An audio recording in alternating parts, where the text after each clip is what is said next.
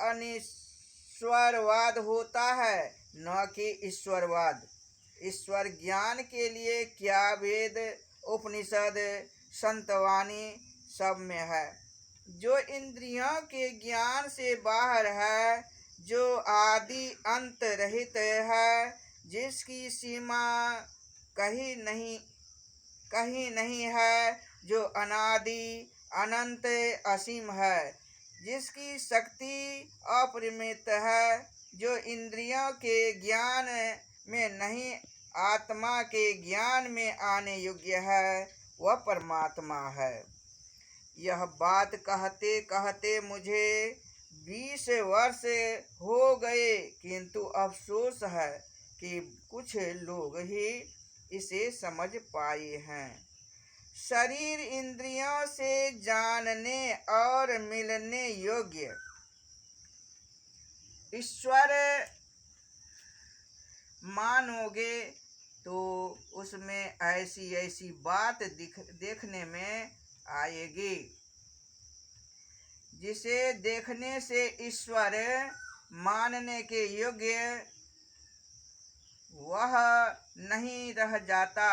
उसको ईश्वर मानना अंधी श्रद्धा होगी। जो मन इंद्रियों से नहीं जानो, उसको किससे जानो?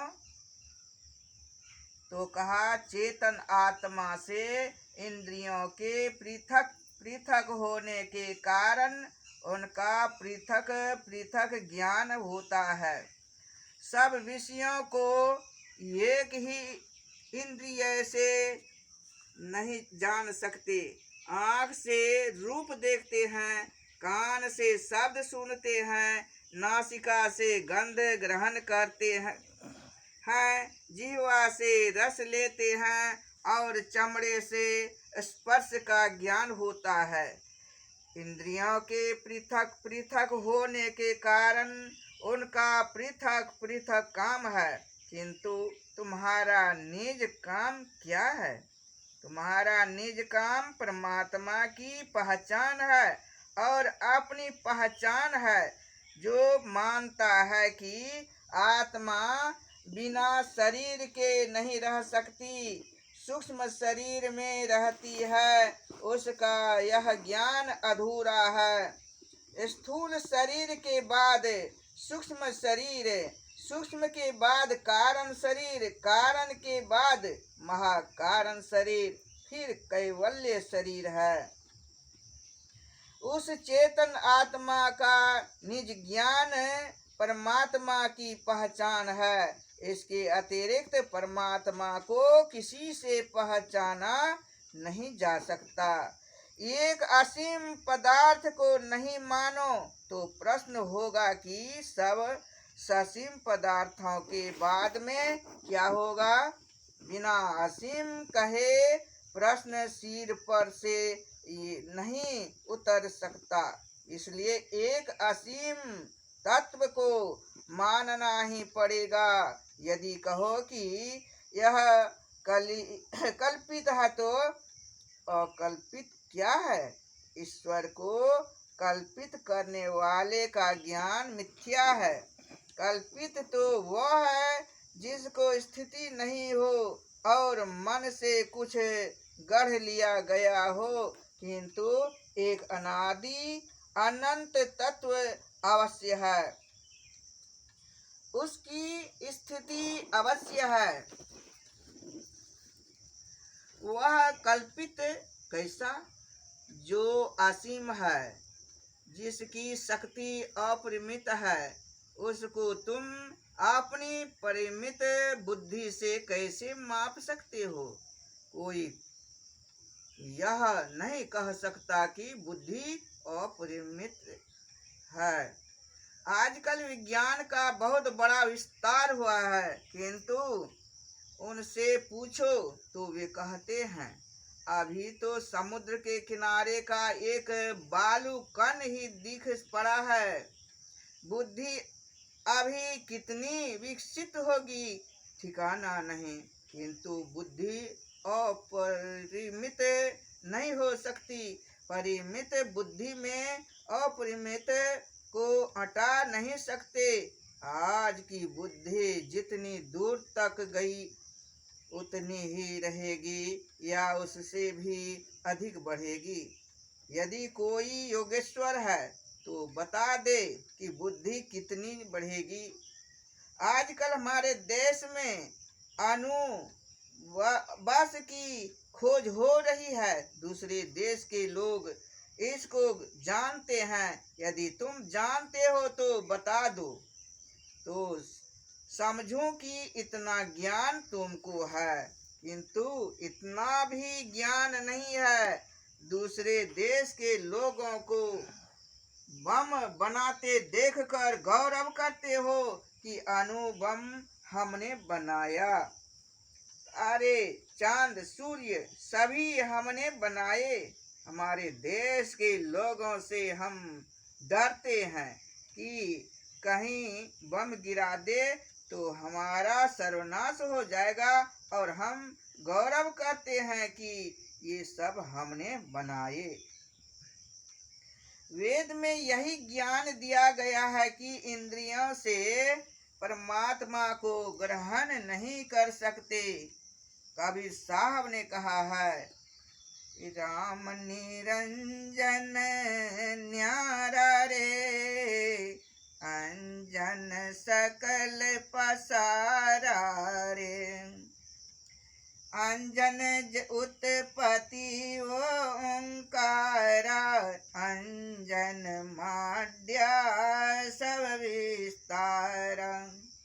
अंजन ब्रह्मा शंकर इंद्र, अंजन गोपी संगे गोविंद। अंजन वाणी अंजन वेद, अंजन किया नाना भेद। अंजन विद्या पाठ पुराण, पाठ पुराण। अंजन फोकट कथहि ज्ञान।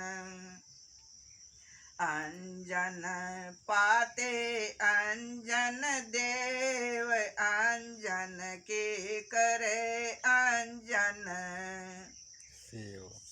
सेव।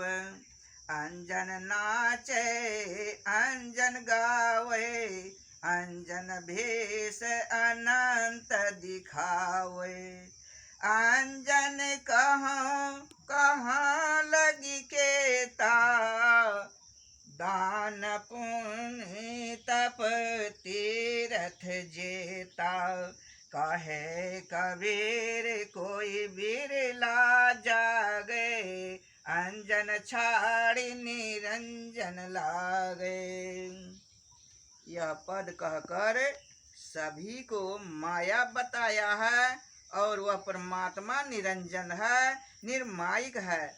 गुरु नानक देव जी ने भी कहा है कि अलख अपार अगम अगोचरी, न तिसु काल न कर्मा।